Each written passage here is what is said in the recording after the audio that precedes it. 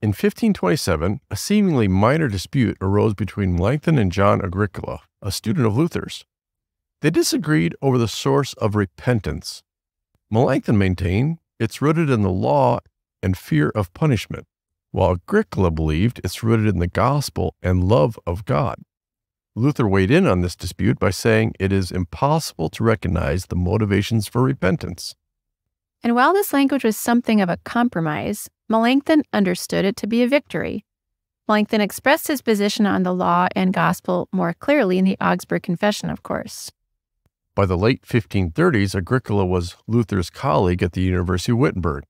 He and some of his followers were labeled antinomian, which literally means anti-law, because they argued that the law had no place in the church but only in City Hall, in other words, in the secular realm. Luther took this on directly in several ways. He stopped Agricola from lecturing and printing, and Luther took on Agricola's errors publicly in several writings. Luther argued that the central function of the law is to kill the old creature, to expose our sin, something the law does to both believers and unbelievers.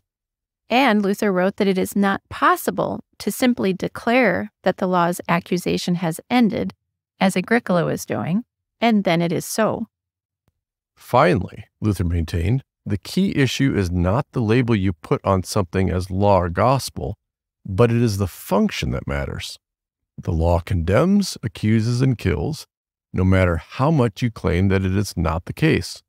The gospel comforts and makes alive. It is the good news that finally stops the voice of the law.